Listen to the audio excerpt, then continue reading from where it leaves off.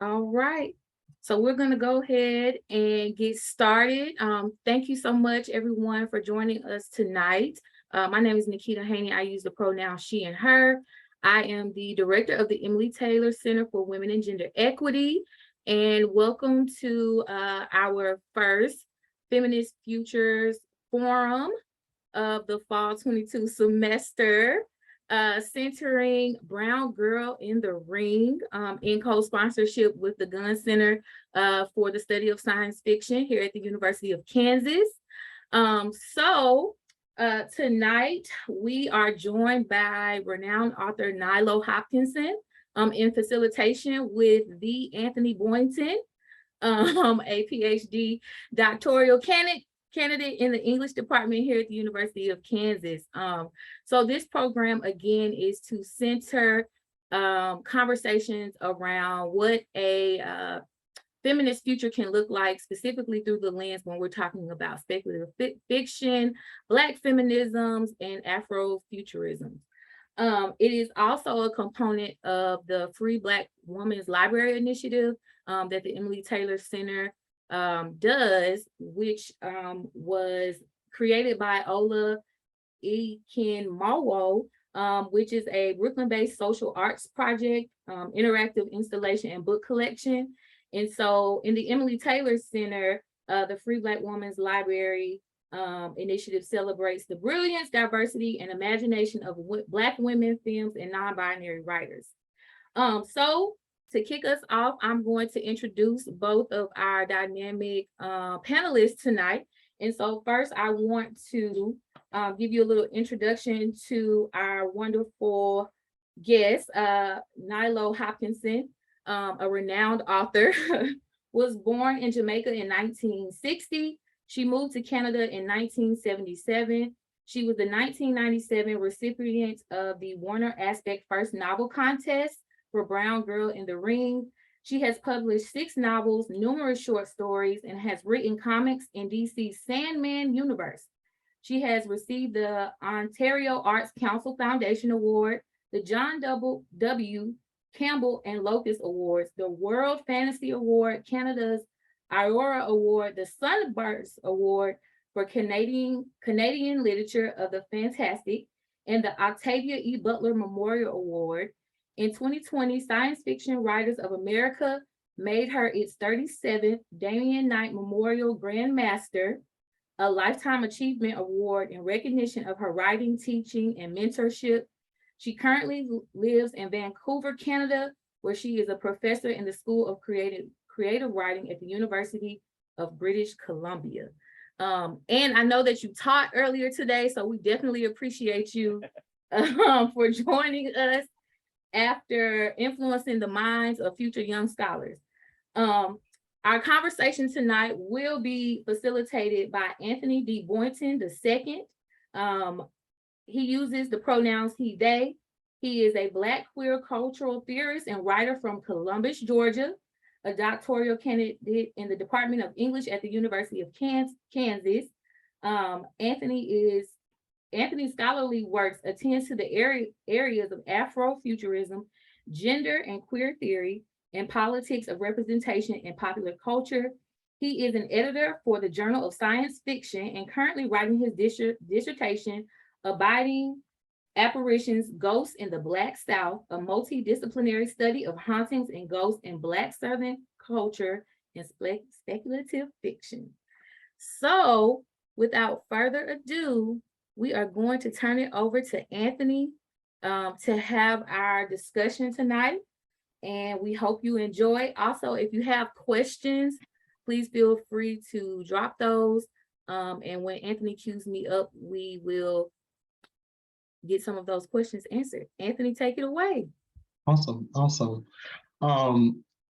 Thank you all so much. Thank you, Nikita, for those wonderful introductions. Thank you, those of you who are joining us virtually.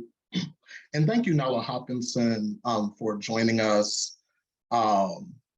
Moments like this do not come often for anyone, so we do not take it lightly, especially on this night of the fall equinox that you decided to be with us. So thank you so much. Thank you for asking me. Yes, yes, most definitely.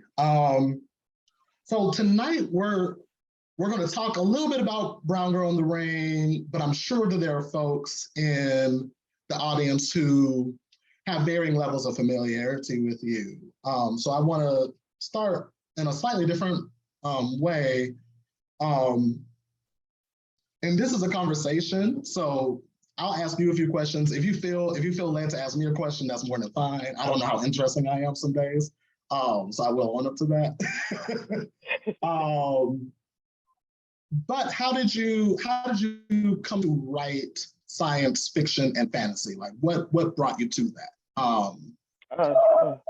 I think all of us have varying stories of how we either get to ourselves as writers or even get to the place of, so like what is your what brought you to start writing science fiction and fantasy? Or was that even your goal or mission at that point? It was, and it's a good way to ask the question, because so often when people ask me, they couch it in terms of mimetic fiction being the base norm. They sort of say, why did you choose to write this strange thing?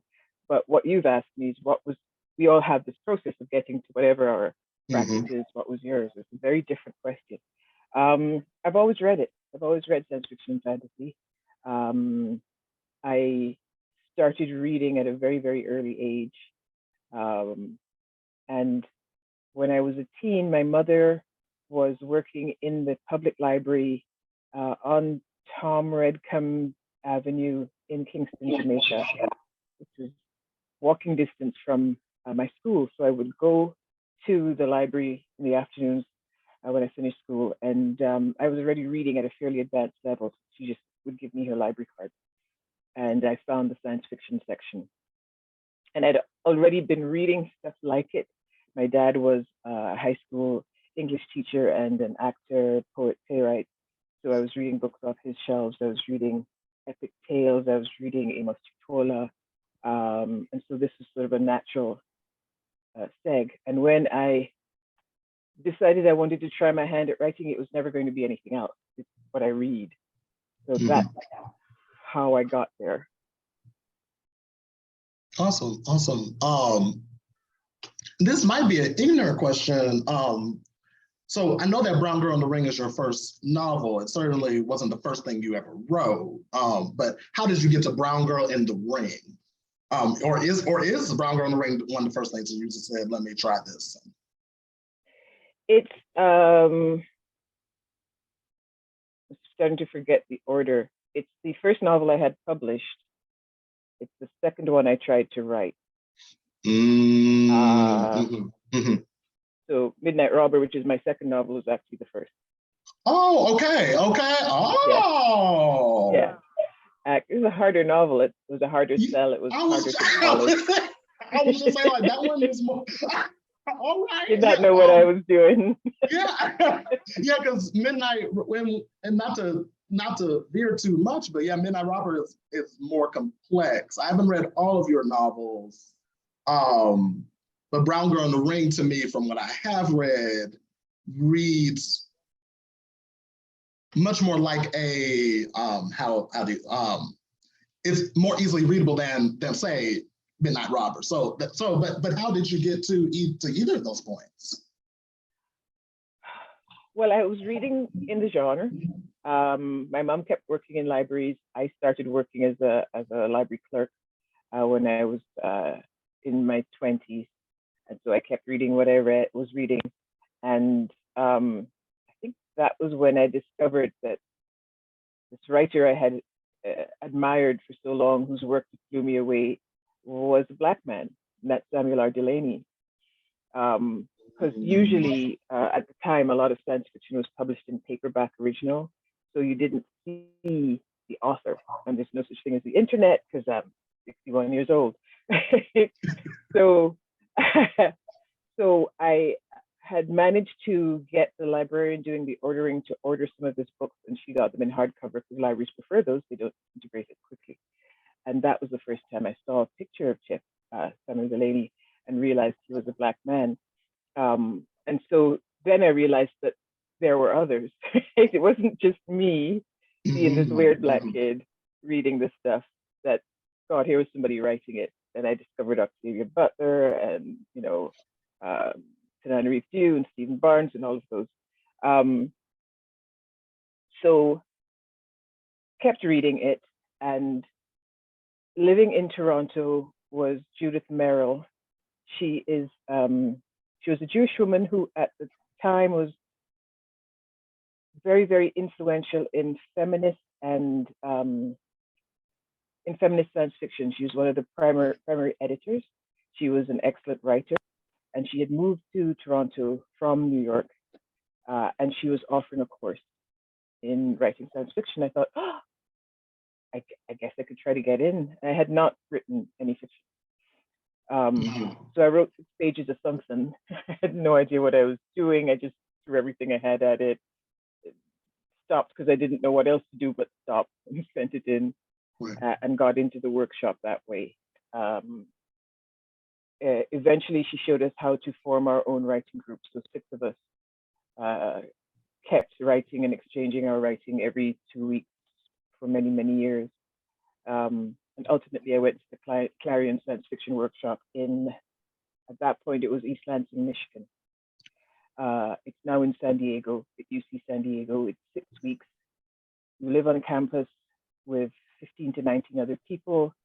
You have a different writer in residence every week, and you workshop your butt off for 6 weeks. And out of that, I finally met Samuel Delaney. He was one of the writers, and slowly began to be published coming out of that, short stories and then the novel. Amazing. Very, very condensed person. Right. So professionally speaking, you were interested in writing. You had been a library clerk. It's interesting how so many, particularly like Black women authors, were librarians. So I'm thinking about like Audre Lorde, Lucille Clifton, a few others.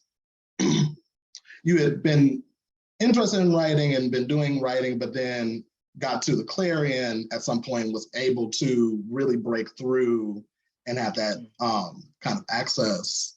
A question that I did have, and I didn't know where it will come, and I guess this might be the best place, is you have seen like a lot of change in the sci-fi writing industry, or even just like the ways that the mainstream takes up sci-fi, right? So I think I'll save the actual question I had for a little later, but the first question is, what did it look like then, like in the late 90s, right? So like I'm thinking about the fact that for folks who don't necessarily study science fiction, when Nalo Hopkinson is talking about the fact that you could like read writers for years and not know their race, covers of books back, particularly for science fiction books, were not descriptive. I used to have a first copy of like Pattern Master by Octavia Butler. And it has, I think, like just a robot on it and some alien figure that I don't even think shows up in the novel, and some other monster figure, but like nothing that really communicates what the novel is about. Yes, seriously, because the popular wisdom in the genre at that point amongst publishers was that white readers would not buy books with Black people on them. And there were, if you tried to think of Black touchstones in science fiction, there was Nichelle Nichols as Uhura on Star Trek. May she rest in peace. Yes. And by then there was, Chip had been publishing a while, but you could count on one hand. I started, I think probably early 90s, to collect novels by Black writers, and single shelf would fit them at that point. Now I could almost fill my office. So it was like that. There was also a narrative that science fiction, which is generally a fairly liberal genre, didn't yet have a discourse around race and access. So there was this idea that the way to be non-racist was to pretend not to see race, right? When that just puts you in a position of having to pretend not to see racism. So there's a conversations that just weren't happening. The numbers weren't there. They were for sure there amongst the readers. We've been reading it and writing it from forever. But the genre didn't have a huge understanding. There was, in some circles, a fair amount of willingness, but not really knowing what to do next. So, for instance, when I got Brown Girl in the Ring published because I won a writing contest through Warner Books, Warner Aspect. And when the editor phoned me to tell me, and after I had done shouting, she said, "Can I ask you something?" Very tentatively. And I said, "Sure." And she said, "Are you Black?" And I said, "Yes." And she said, "Oh, that's good."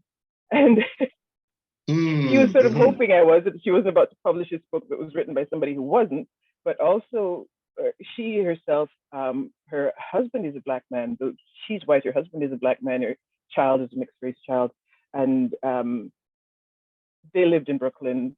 So for her, it was like, come on in, right? But that was not a sensibility that was there.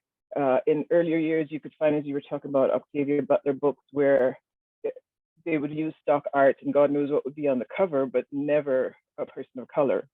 Right. And sometimes it'd be a white person. Like, I'm pretty sure I saw copies of like Dawn with like a white lady. Yes, I was gonna say, I'm pretty sure the first edition of Dawn is purple with a white woman like laying back, right? Terrible. I've kind of blocked it from my memory.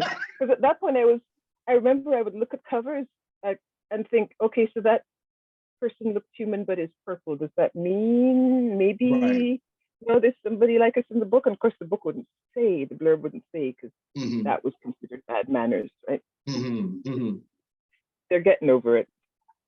Yes, yeah, I think there's a particular way that the industry has opened up. There's a particular way that the mainstream has opened up, particularly around like Black sci-fi and indigenous sci-fi.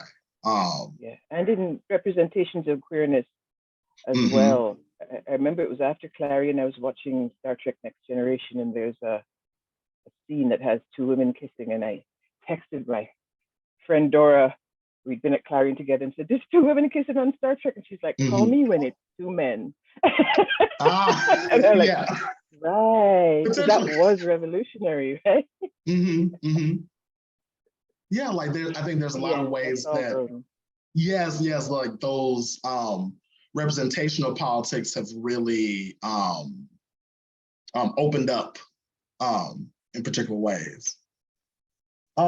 So let's talk about the novel then, since we've gotten there. So when you started writing, I think all of us who write science fiction, I'm an aspiring science fiction writer, we all have our various processes. So what was the idea, or like what was the, sometimes I think for all of us, it can even be like, oh wow, I saw someone walking down the street, and then but if you remember, what was the seed, or like what was the click that's like, okay, like that's a story? And it could be several clicks, certainly. But there were several. I'm trying to remember back a ways now. I had been writing articles on Black health and fitness for a Toronto Black newspaper called Word. And one of the articles I did was on health risks, particular health risks for Black populations. So I'd gone to the big library downtown and done some research. And one of the things I found that I wasn't able to use because it wasn't really what I was talking about, but it was a study out of England, where they had discovered at the time that one of the highest incidences of people having schizophrenic breaks in London at the time was amongst Black men who'd immigrated from the Caribbean to London, and they were concluding quite rightly that it had as much to do with racism as it did with brain chemistry. And I remember thinking how interesting that was. And I took the notion away, and I think the kernel of the character of Tijan comes from that. I remember thinking, all right, suppose I make that a woman, and suppose I make it that she's not having a schizophrenic break. She's seeing things that are there that other people can't see. So I started with that. And from there, how to structure a narrative, I had no idea. It took me forever to be able to perceive the shape of a narrative. But I read a lot of folk tales and realized that they had their own inherent structure. Right. So the bones of the structure of that is the St. Lucian folktale Tijan and His Brothers, which I had read a version of written by Derek Walcott. So that's the basic structure. That's why every so often through the novel, you'll actually get a quotation from the play that Walcott wrote. And the rest, there's other stuff in there too. Probably I had seen Wade Davis speak. He is a white Canadian scientist who had become curious about zombies, and who realized that, in fact, they come from Haiti, and that the zombie in Haiti is a very different thing than in the rest of the world. So he went to Haiti to find out what that was about. And I was reading some of his work, and then reading stuff about the Yoruba-based religions and Voodoo. And so all of that fed in as well. And that's where I got the drug that comes from both fugu fish and a certain type of toad that you can find in the Caribbean, the one that paralyzes your nervous system to the point where people might think you were dead, but you aren't. That's what's happening in that novel. She says, cracking her memory open. Right. So all of that sort of like feeds in, right? And you write, or I do. I don't have any plan when I start. So I write and get myself into a mess, and write something else and get myself into a mess, and slowly the messes accumulate, and then I have enough mess. Yeah. I have enough mess I can start to shape a narrative, right? Yeah. There's a lot of mess happening first. I love it. I'm going to ask a queer question. What astrological sign are you? Because the messy part feels very air sign or fire sign to me. Did you cut out? Oh, did I cut out? It probably has more to do with having ADHD and nonverbal learning disorder. If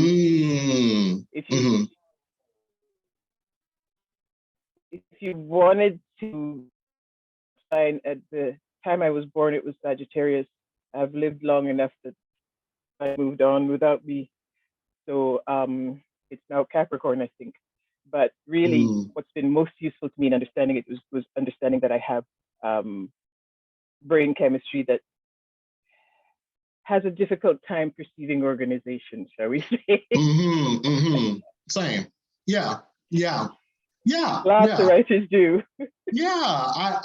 I'm learning that slowly too, that we, particularly I think I'm actually glad that you brought up that your process is rooted in, because I think people also have this assumption that if it's science fiction or speculative fiction, that it just does come from nothing, or that it comes from perhaps even like childish, and like not childish like little child, but like minuscule or diminished ideas, right? But like, yeah, right. That you aren't thinking about reality, but very much I think in your process, it's so research driven in a particular way, and like data driven, or like science, like actual science fiction, like.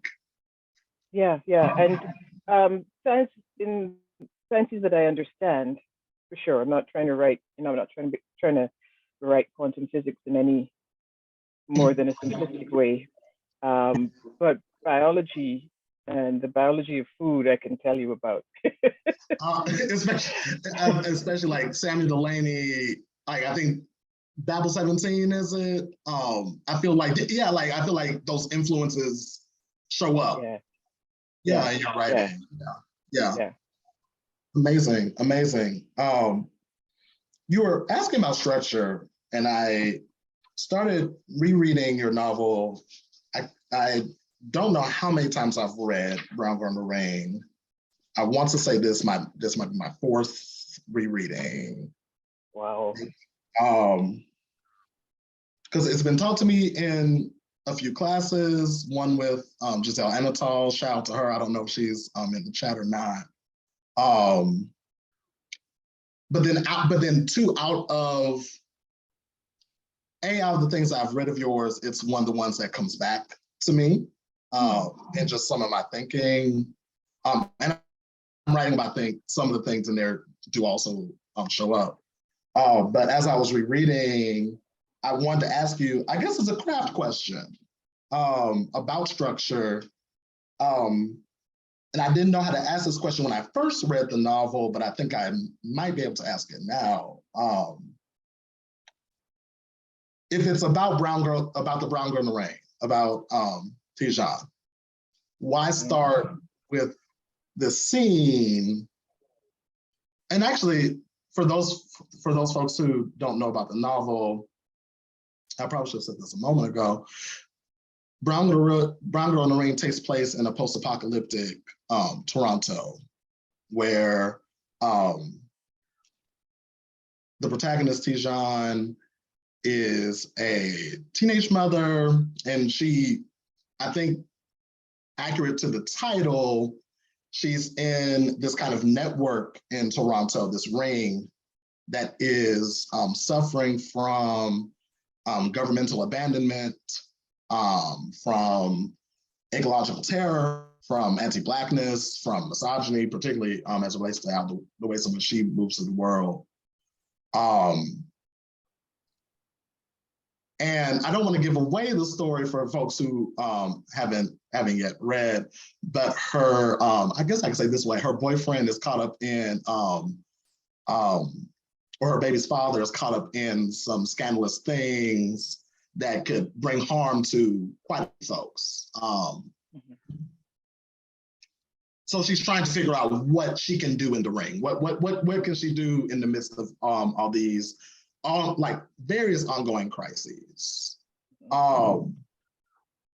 If the novel is about her, but the novel starts with, on one level starts with the conflict, but starts with the thing away from her, right? Yeah, the level of government. Yeah. So kind of bring us into how you wanted us to, I guess, be brought into the story. Like what was? A lot of that was instinct. And can you guess what was originally the first scene that I had written? That was not. Wow, that gagged me a little. Oh, wow. Oh, what might have been the first? Is your question what might have been the first? So your voice kind of blew out. Say again? I blew out. You asked me what was originally the first, or what you had? Yeah, it's in there.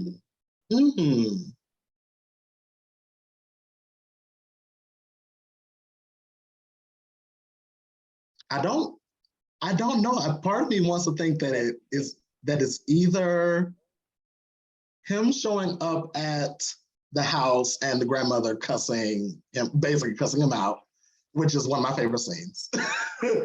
But and or one of my other favorite scenes is probably just these might just be coming up because they stood out to me more in this reading. There's a moment where she has this vision of the Sukuyo. Yeah, all of that was well before I wrote that.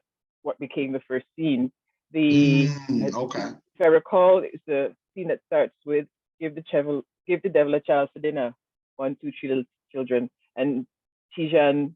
You learn that when she closes her eyes, she sees how people are going to die. So that your first introduction to Tijan was the original first scene. Okay. So I moved things around because I wanted some way of setting the stage, I think. And there's a good chance that if I were to write something like that now, I wouldn't do it that way, because I've learned how to fill in black story. That part's easy. I've learned how to fill in backstory without front loading it. But young writer at the time, I wanted to give just a little bit of background as to what was going on and what the stakes were. And I wanted to have the contrast of, see, now I might be telling you a lie because it sounds good. Sounds like the kind of thing I would have wanted. Maybe it's even true. I just don't remember. Contrast of what you think is going to be a very sort of conventional set of heroes, and then flip it right away and bring you this young Black woman in Toronto living in this situation. And even the title Brown Girl in the Ring, now the influence I'd forgotten, comes from a Anglo-Caribbean ring game that little girls would play called Brown Girl in the Ring. But literally they're in a ring holding hands. One of the girls is in the middle and she has to do a dance move that she thinks the others can't. So she gets tested. And then she picks the person who does it best and they switch places. In a very sort of egalitarian way, a lot of children's actual physical games are. So that's the core of the imagery that fuels my thinking about who Tijane is that she doesn't herself know what she's capable of. And she has to learn, she has to prove to herself in some really dire situations and fast. She has to come into her own. So if I had a reason at all, maybe I've given you a plausible one. It's so much that people ask me about writing and I can give an answer that sounds good and that probably has some truth in it. But the reality is never so simple. So I always feel like I'm either telling a partial truth or maybe an outright lie, but it's not a lie. Yeah, I mean? Yeah, that makes sense to me. Yeah. So I revealed my favorite part. It might be weird to ask since you wrote it, but do you have a favorite part or a favorite line, or are there moments that stand out to you, perhaps even from Brown Girl in the Ring? Yes, and you're good at this. You ask questions that are just, they take the questions I'm used to getting and go a little bit further. Oh, thank you. You're welcome.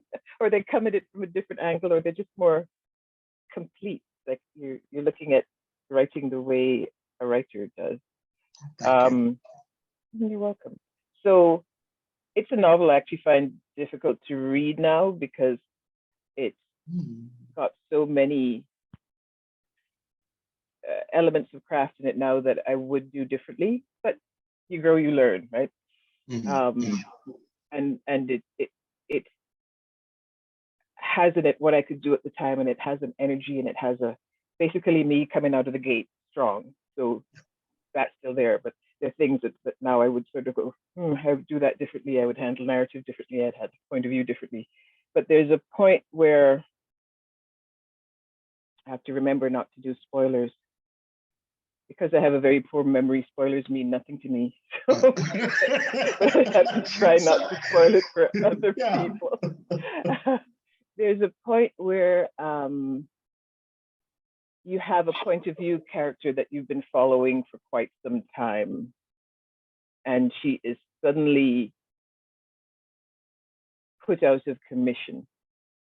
And I immediately, on the same page, jump into the point of view of the next person who's available, who has been very much involved in putting her out of commission and who has very strong feelings about what has just happened. And that's something that conventionally you don't do. You don't sort of switch points of view in the middle of a scene unless you're writing in some kind of omniscience. And I wasn't. I was writing in a serial third person. But I just knew that was the only way to continue that scene, and it brought me to a bit of knowledge and understanding about that character who had made this, awful thing happen, and who wasn't himself good with it. Mm-hmm. So to trust myself and just go, all right, so now we're in his point of view, so I could finish the scene, is something that I'm glad I did. I'm glad that I didn't try to twist it to make it fit what you're supposed to do. Yeah. It's interesting to me. Yeah, I'm remembering that moment, and I remember when I first read the novel, because and I didn't say this earlier, I read your novel in a time where I was rediscovering my love of science fiction. I'd always loved sci-fi, anime, fantasy. For some reason, throughout my middle school and high school rearing, we read George Orwell. We read Ray Bradbury and Frankenstein. We read like the science fiction or even dystopian fiction classics. But had never heard of Octavia Butler. I'd never heard your name. I'd never heard Jewel Gomez. It wasn't until I had actually gotten just about out of undergrad and into my master's program where I had read Kindred. Kindred, I think, was assigned to me. And I was blown away. And then I think I read a few more of her novels, and literally I think the next writer like that, like Black sci-fi writer, if it wasn't Samuel Lane, it was most likely you.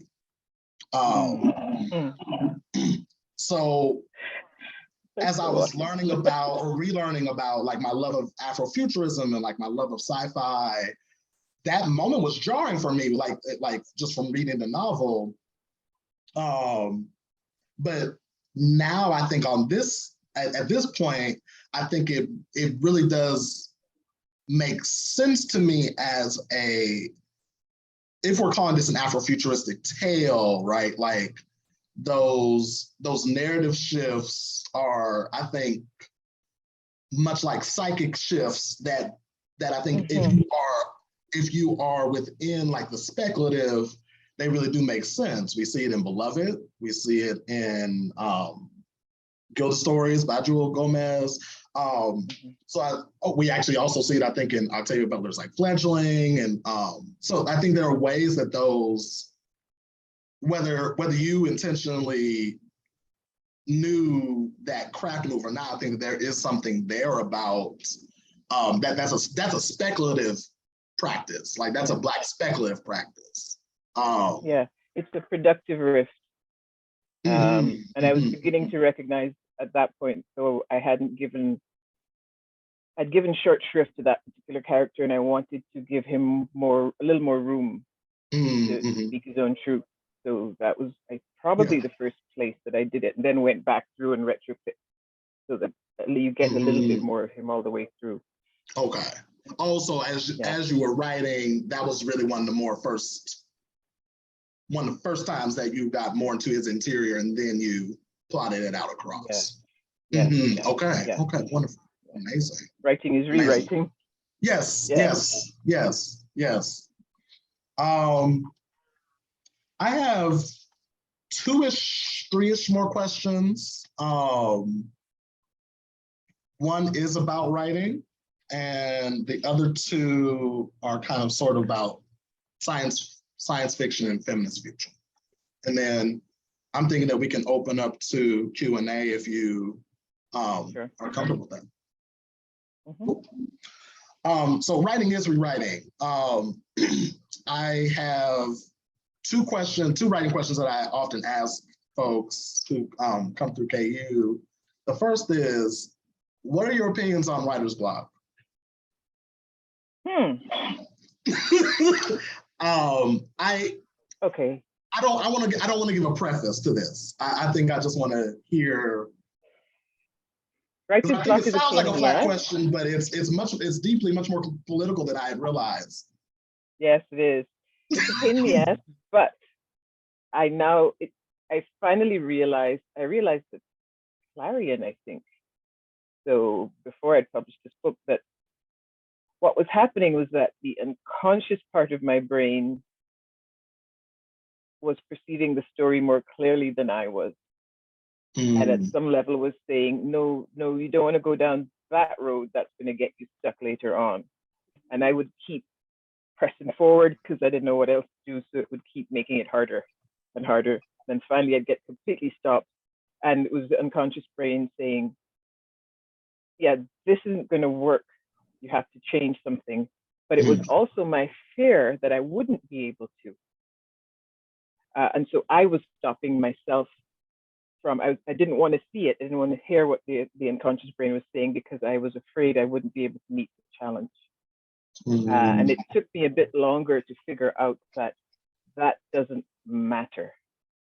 That if you are making a piece of art, well, let me just focus on writing for the time being. If you're writing something creative,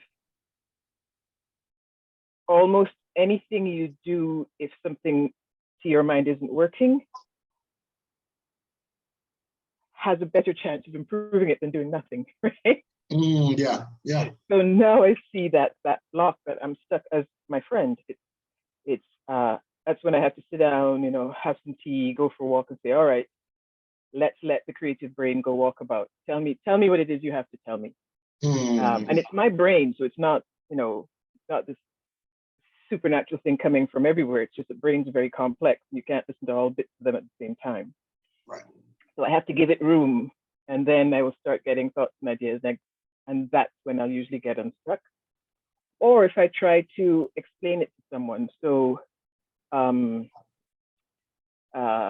friends, lovers, close readers, I'll say I'm having trouble with this. I can't figure out some days, and they'll say, all right, tell me what the problem is, and I start explaining it, and I haven't even gotten to the problem when the solution presents itself. I say, all right, I got it, and I walk away to go right, and they're going, but I was going to help you. So, for me, I think writer's block is not a scary thing anymore unless I'm on deadline and running late. Writer's block is actually a very helpful thing.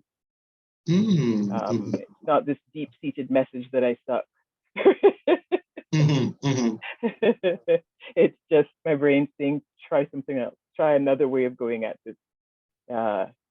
You got this, try another way. Yeah.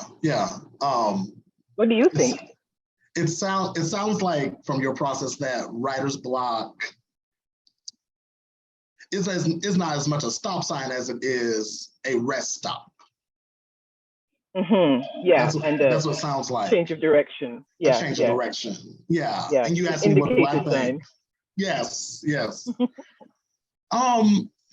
So I've heard people say that writer's block isn't real. I'm still figuring out what that means. I do think that it's real. But I think that writer's block is also, at least in the ways that it manifests for me, it's anxiety. So I need to figure out where that anxiety is coming from. And sometimes it's about the direction, right? I don't know where this is going to go. I don't know if this is going to do what I want it to do. I'm a little nervous about where it's going to go. My mom is going to be mad at me. Yeah. Am I going to look at myself with, like that, there were those questions, right? And I do think that there are some times where, I have to, if I find myself hitting the wall, like actually hitting the wall, I tell myself, okay, I need to stop.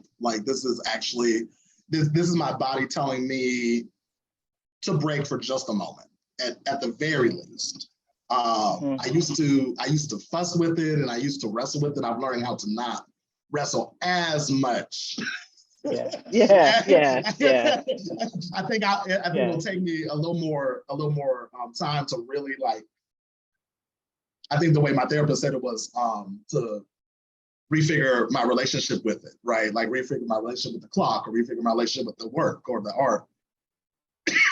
Yeah. To not necessarily fight with it, but to You're breaking take up a little time to bit. say. I don't know if you can hear me. Can you hear me? You were breaking up as well. Okay. Yeah, you're back. Okay. Yeah.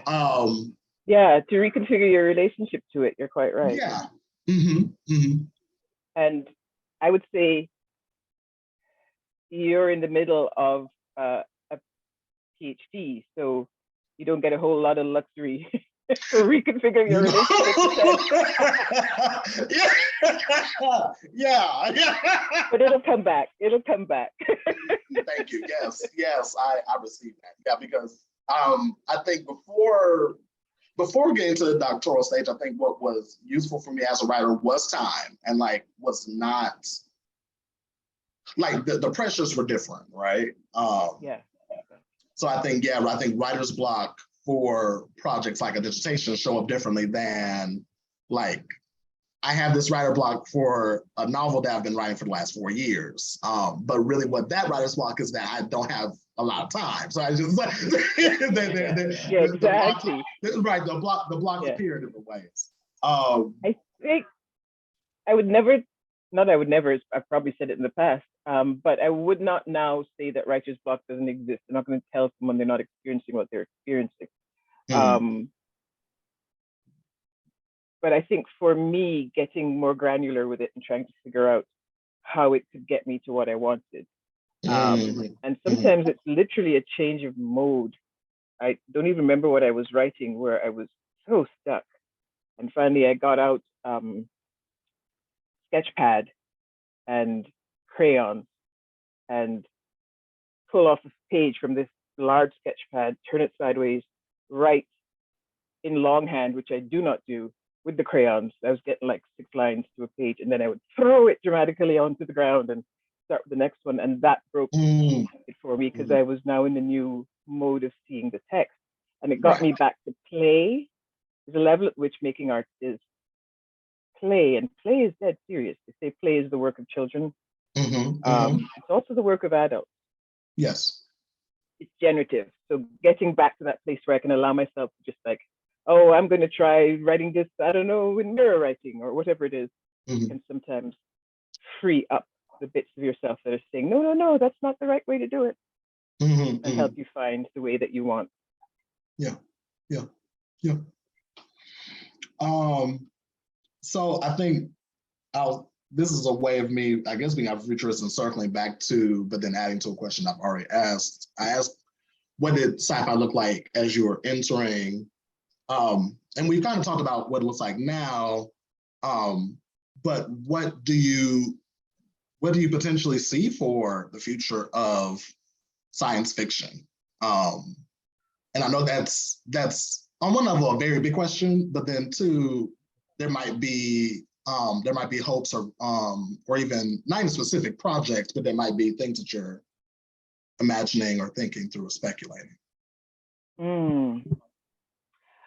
It's a really hopeful and glorious time to be a person of color who's interested in spec fic, because the mainstream world is discovering that we're out there. The mainstream world is discovering that some of us can read, some of us can write, some of us can direct, Yep. And the stories are starting to change up. There's things I'm seeing that are now taken for granted on TV that wouldn't have happened in the past. There's somewhat less tokenism and more daring thinking, and it just feels like a glorious time. Having been around a bit, I'm not sure I trust it yet, because these things go in waves, right? So I wouldn't be surprised if a retrenchment happens. But more and more we are seizing the means of production. So, it's going to be harder. I mean, I can't watch horror. It scares me. People tell me I sometimes write it, and that's different because then I'm playing with irony and it's sort of funny, but I can't watch it. When Jordan Peele's first film came out, I got my ass to that theater. I found all the spoilers I could read before I went. So I knew when I was going to be scared. And I got my ass to that theater because I wanted to put my dollars down for this Black man making horror. With the second movie, it felt like it wasn't as dire, that he had an audience that was bigger. And by the third one, I haven't seen Nope yet because I'm scared, but I know he'll be okay. Yeah. So I want to see more and more of that. I feel like I can't even see enough. The argument that's going on the internet right now about Black mermaids. I'm like, we've had mermaids since. Literally. We've had mermaid goddesses, y'all. Honestly, it's is your damage? Like, what is your problem? If for just a moment, because I know that I know that social media has honestly it's kind of overburdening this continuing to talk about or even to justify not having a Black character for these weirdly racist reasons, right? And to your point, right? Black people in the diaspora have had mermaid and sea goddess tales for generations.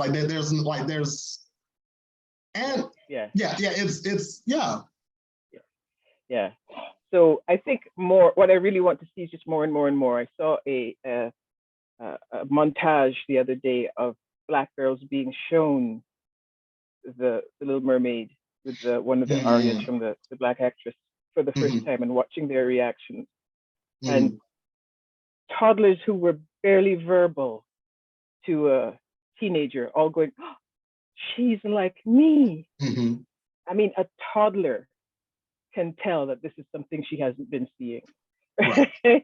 And that kind of brings tears to my eyes. So I want to see more of it. Yes. Yeah. Most definitely. I think in terms of saying more, this is the last question I have. If another one comes up later, then that's fine, but we can move to Q&A after this one. But in terms of seeing more, I'm sure that there are artists who are watching or who will come back and watch this. I've had people text me throughout the day asking, is it going to be recorded? Is it going to be recorded? Do you have advice for young writers who are listening, whether that be young sci-fi writers, young Black writers, young queer writers, young women writers, young insert, all of it? Is there advice or something that you have on your heart? Especially if you're writing some kind of spec fic, whatever theme is on your mind, chances are the genre's been trying to experiment with it from early on. You cannot be too weird. Don't assume that there is no place for your story.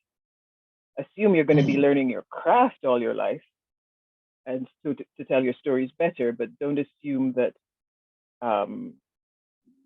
what you're doing is going to be too outrageous or too outre or too assume that there are other people who want to read what you're doing. Assume some of them are likely to be editors. You might as well assume that, because it sometimes turns out to be true. So learn about the genre, make a community, and just write the thing you're wanting to write and keep working at the craft. The content, no one can touch. That is yours. You don't have to make it nice for anybody. Amazing. Thank you so much. If we were in person, I'm sure that there would be thunderous applause in your laud, particularly from the Jayhawk community. So, Nikki, did you want me to read the questions? Did you want to read the questions? I meant to ask this beforehand. You were doing a wonderful job. Go right ahead. Okay. There are currently 2, it seems, or even 3. I can see them too. Oh, you can also see them? Okay. I'll read them off. for folks who will view. In Brown Girl in the Ring, you imagine a drug called buff, which is a mix of crack cocaine and venom from the buffalo toad. I'm currently working on a dissertation that is focusing on fictional drugs in science fiction. And I'm curious to hear about where the idea came from and why you decided to invent a fictional drug for your novel. In particular, what is it about these two substances that make them so important within this dystopian setting of Brown Girl in the Ring? Thank you so much for your time. I'm such a huge fan and lover of your work. I'm elated to be here. That's from Bronson Mart. Thank you. I know that the paralysant from the Bufo toad is in there. I don't remember using crack cocaine, but you will have more currency with my novel than I do, so I believe you. I have forgotten so many things that are in novels I published a while ago. Why did I decide to invent a drug? I wanted something that would be specifically Caribbean. And because a lot of the, I'm going to borrow Wade Davis's title of one of his books, a lot of the ethnobiology of the Haitian zombie has to do with, in part, that particular substance from the Bufo toad. Basically, I'm often going to try to find ways to center us, and us to be Caribbean people, Black people, queer people, women, older people, disabled people. I'm going to try to find ways to center us, and that was an early attempt at bringing in the various elements of the story I wanted to talk about, and continuing to point towards, you know, where zombies originate and what zombies actually are.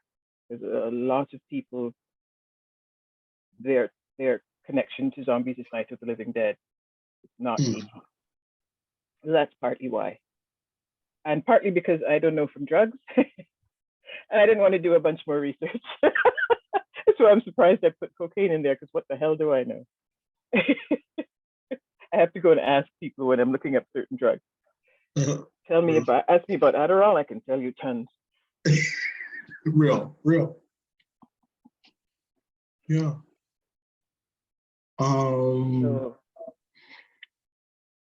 Thank you for discussion. Oh, this is from Robin Looney. Thank you for the discussion on writer's block and the usefulness of play from a Black female PhD writing about Black women speculative in North Carolina. The question is from them, do you read literary theory, or do you think critical theory would stifle your creativity? It improves it. I do read literary theory. I appreciate it. When I first started, a lot of the time I just didn't understand the concepts, but it was really fascinated by the type of synthesis of ideas and concepts and lenses that scholarship can bring to anything really, but scholarship in the humanities. I have heard scholars often telling me, well, oh, I don't do anything creative, you do it. I'm like, I'm sorry, I read your work. And it helps me. It actually helps me figure out what it is I'm doing and what I want to do. So I don't think it stifles it at all. It has been very generative for me and very exciting.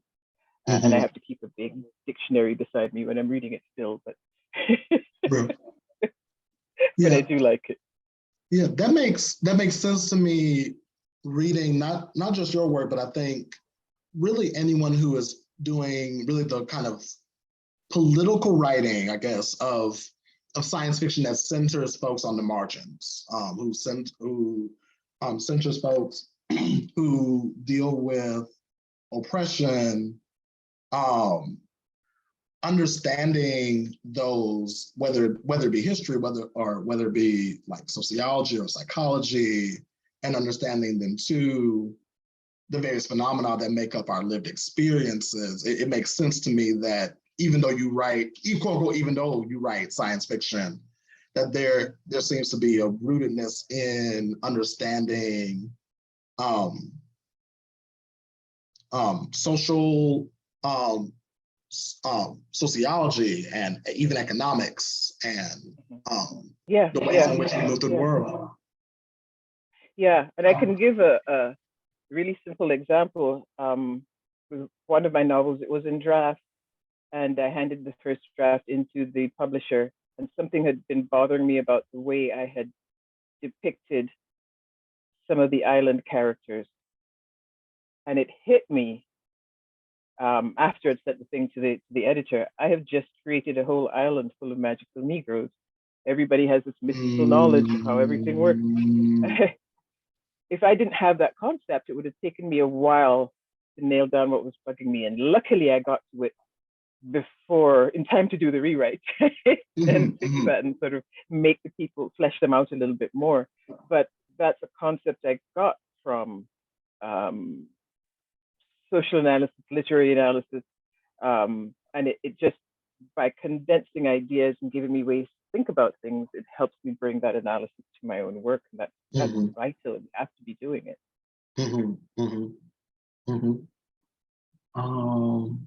Seems like we have one from Megan as well. My question, you mentioned taking over the means of production earlier in our conversation. This is in the chat,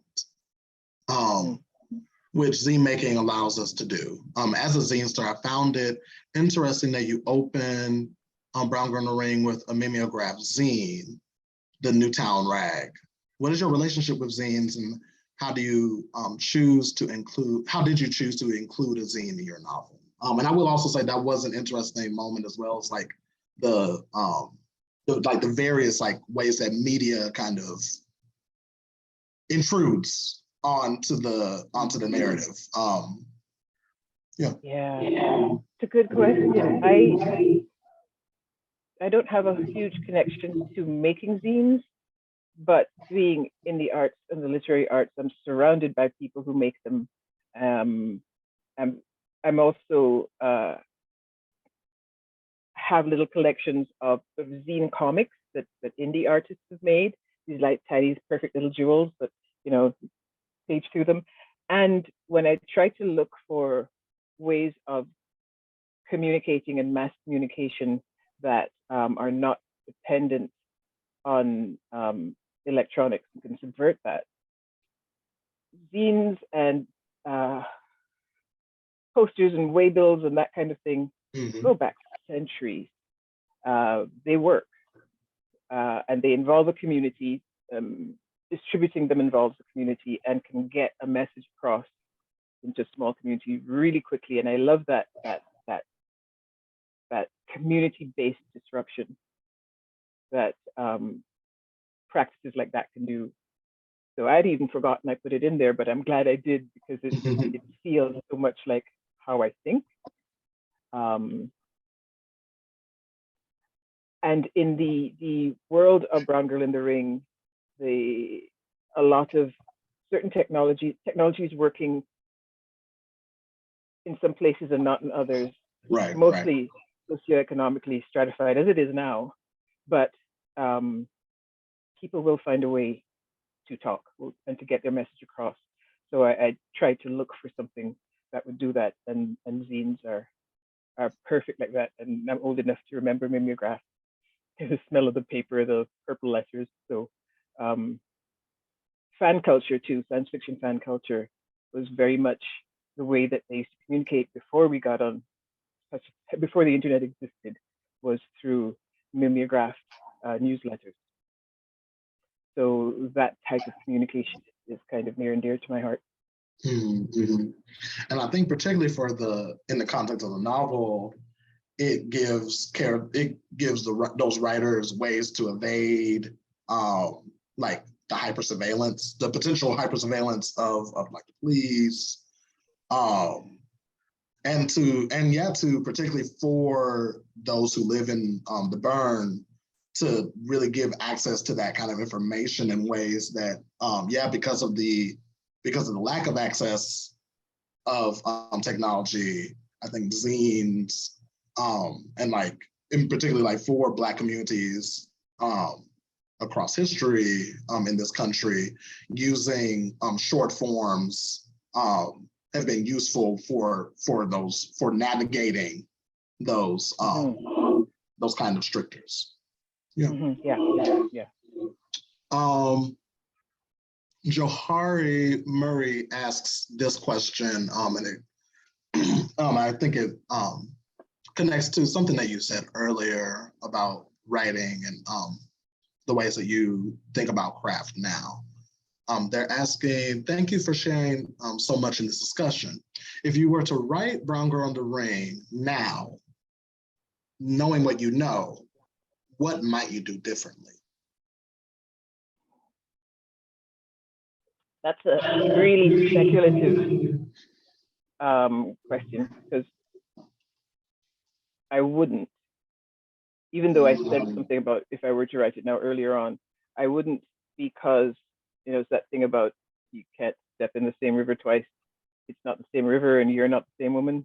I'm in a different place. But the things that I see now when I look at that book, I would have a more nuanced explanation of the gun running that's happening and how it involves First Nations communities. I would handle point of view better. I just wasn't capable of doing it back then.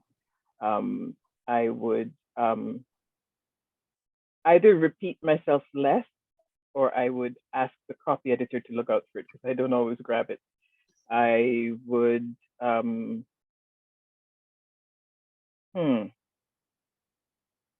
largely it's craft things about how to handle narrative. The story itself, I would be more nuanced in how I handle the grandfather. I think I could have made him more complex, because I in my head know why he's the way he is, and I have a certain level of sympathy for him, but that didn't come out on the page. I would,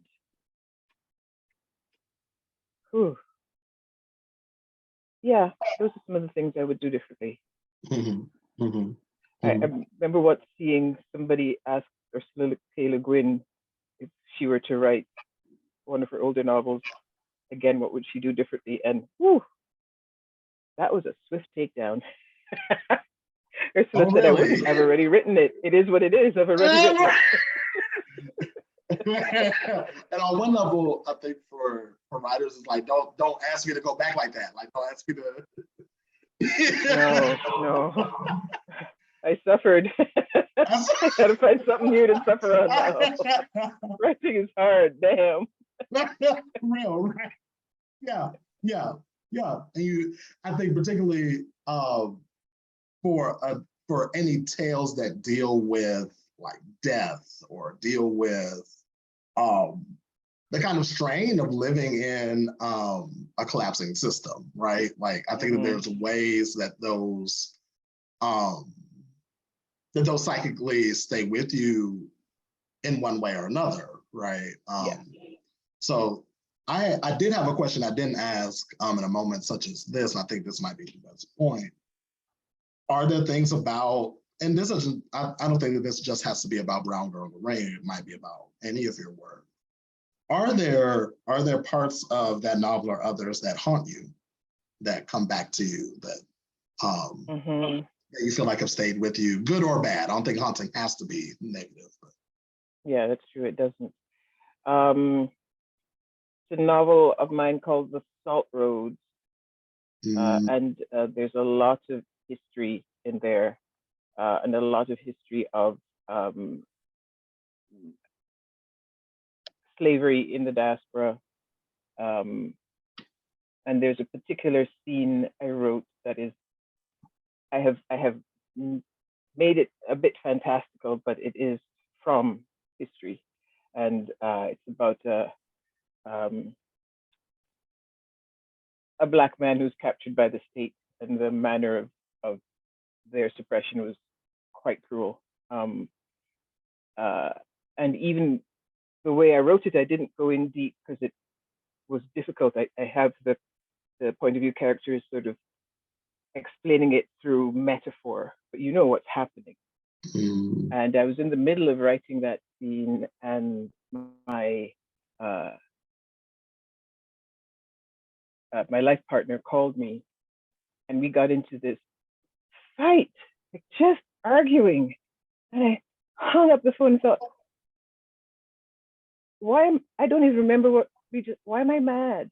And I realized it was because the miasma of this man's death was with me. This man who died in the 18th century called partner back and said, I'm really sorry, that's on me. Let me tell you what I was writing. And it's still difficult to think about the kind of brutality that we experience and to write about it.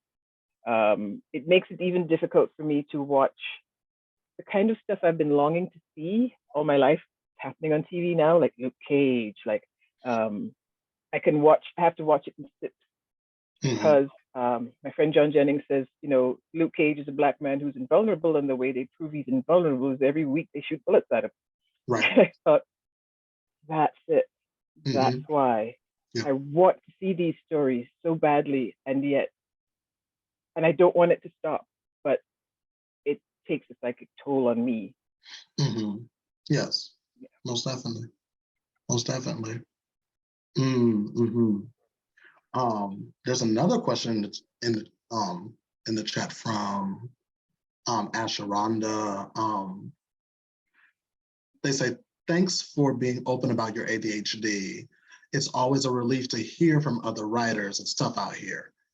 Do you have any unexpected or surprising, perhaps non-literary inspirations on your writing? Thank you. Yeah, when I was first diagnosed, I didn't talk about it a whole lot, particularly doing things like job interviews. Now, you Google for 5 seconds and you discover that I have it. And I've learned that it is very, very helpful to people to talk about it, because so many other people have neurodivergent brains and are twisting themselves out of shape, trying to make their brains fit the world. And to some extent, we have to do that, but we don't always. Other inspirations that are yes, for sure. Visual arts, dance, pretty much any art that is doing some kind of storytelling, and all art kind of is. I can find some inspiration from.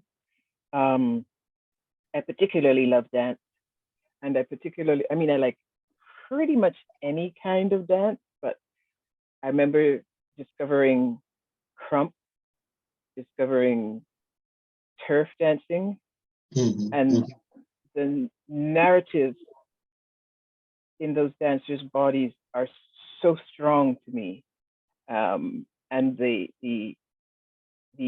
to me seem so responsive to the ways in which Black people are still seen as machines. And a lot of like crump and turf seems to be about, you think so? Watch this. That doesn't let you forget you're looking at a person, but that is using sort of the metaphor of androids and robots to defy being seen as one. See what I'm saying? Love that stuff. Love it. I said that once at a science fiction conference and got a lot of confusion back, but really, they got me eventually. It was just something they hadn't thought of at first. Oh no! And mostly I was getting it from the older heads. Yeah. I think that there's definitely a way. I hadn't quite thought of the ways that it might be intentional, like the kind of mechanization of the dance moves, but that does make sense to me. That there's something, there's something there. Yeah, and I have to assume that sometimes it's intentional, sometimes it's not. It's what I'm seeing in it. And I remember seeing a dance that was being done on the street by a bunch of young men, and they would each take turns. And one of them came out of the street corner onto the street, and the next move he did was so fast the camera couldn't catch it. he glitched, not because he was glitching, like not because he was doing dance glitching, but because it was so fast, so competent, so strong that the camera couldn't follow. And so I began to think of it in those terms.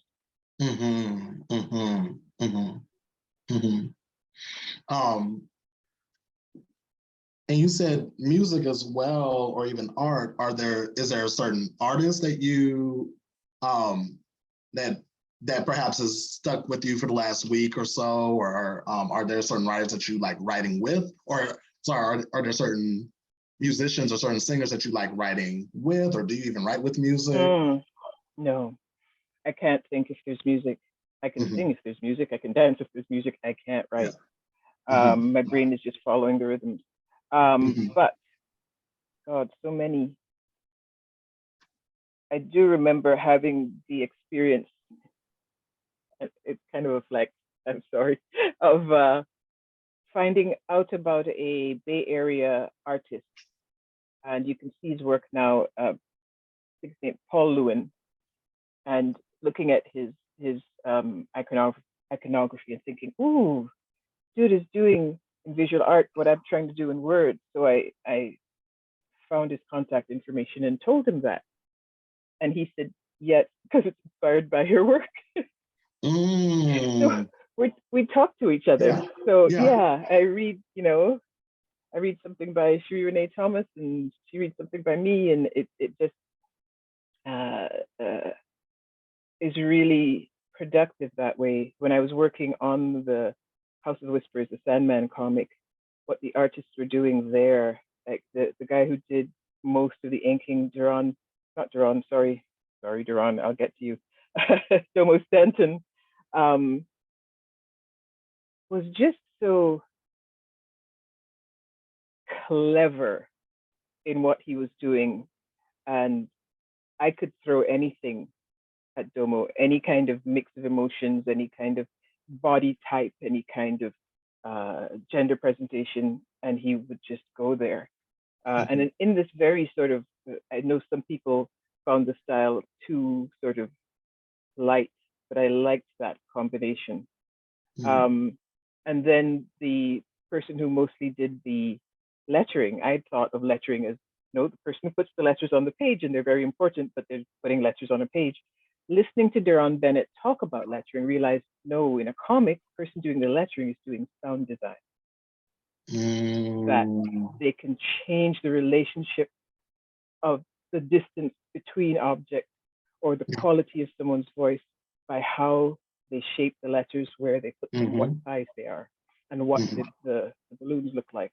And that was where they even are placed on the page. The entire narrative can be, you can read it completely different if you even have one bubble just slightly behind another or on top of another.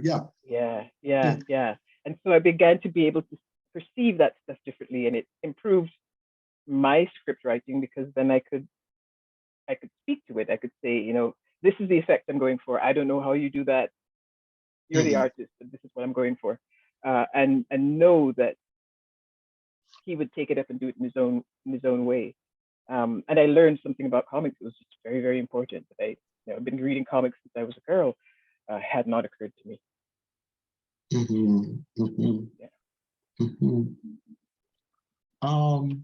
So we have just a few moments left. I don't know if we'll get any more questions. Trying to make sure I haven't missed any. Okay. I do have one other one written down. So I can ask that. And that might end us out depending. So this is the Feminist Futures Forum. I think that there's a way that people hear nerd, sci-fi, even anime, and think male or think cis and white even. Can you talk about how, like, and I think it's on one level, it's a revision of the question that we talked about earlier, but like how really like that narrative has to change. Like the industry is, I think to the earlier point about like season the means of production, of like the industry is shifting. I think there's a way that those stories and those narratives that we're seeing are shifting. I do agree with you that particularly for someone who, I guess I'll just be transparent here, who was deeply like bullied for being a nerd or like for liking sci-fi in my childhood. It's interesting that it's now popular or interesting to like a broad audience, right? Yeah. But could you talk about like, are you seeing from your vantage point science fiction becoming more feminist? Are you seeing it actually become more inclusive?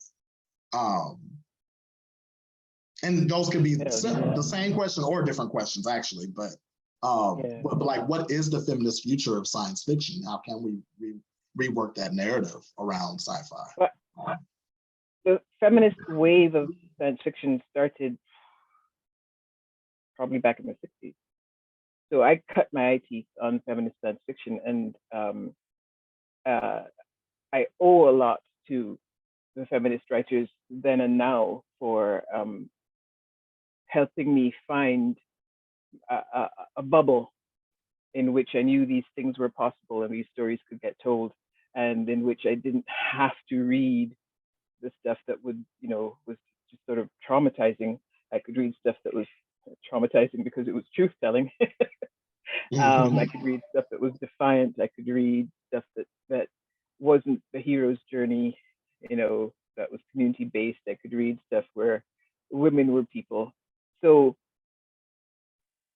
but I'm still hearing from people for whom their experience of mainstream science fiction and fantasy is male and cis and het and white. And I think that because it's possible to get most of your science fiction only from the big producers, like to go into buying from a big box bookstore, for instance, and see the stuff that is at the top. But you do not have to look very far nowadays to see the revolution happening and to see that it is starting to reach all the levels. When I forget which novel I was on, but my publisher then was based in New York, and they had me come visit. So I went to the office downtown Manhattan, and my editor said, "I want you to meet the marketing people who are selling your books." And more Black women walked into that room than I thought would. And that's when I began to realize I had to look behind the scenes and find where those people were. And now you're starting to see them more and more. You're starting to get, say, the something like Everything Everywhere All at Once. I think this may be the first feature role Michelle Yeoh has had, and that is a crime. I saw her crying when she talked about just how grateful she was for it. But you can find it. And I think I must have developed a practice of looking for it so that I am not swamped by all the other stuff. And so for me, there's this sort of place of almost self-protectiveness. Because the work is out there being made, it's there to find. I was on Twitter one day, and a young Jamaican woman was saying she loves fantasy, she loves epic fantasy, she loves all kinds of fantasy. She really wishes there were people out there writing Caribbean-based fantasy. And me, Karen Lord, Toby Buckell, a bunch of us all going, hello, over here. Exactly. We've been here exactly. And it's not that there's a deficit in that young woman, it's that what she's being presented with is not telling her that we're here. Exactly. Yeah. Amazing. Well, I think that brings us right into the time. I want to thank you so much for your wisdom, and for the laughs, and for spending time with us. It's such an amazing conversation. Thank you. Thank you. Thank you for the invitation. Really appreciate it. Yes, and on behalf of the Emily Taylor Center for Women and Gender Equity and the Gunn Center for the Study of Science Fiction, we thank you both. I know I was edified as a writer, so I'm sure all of our attendees were as well. And we hope everyone has a great night.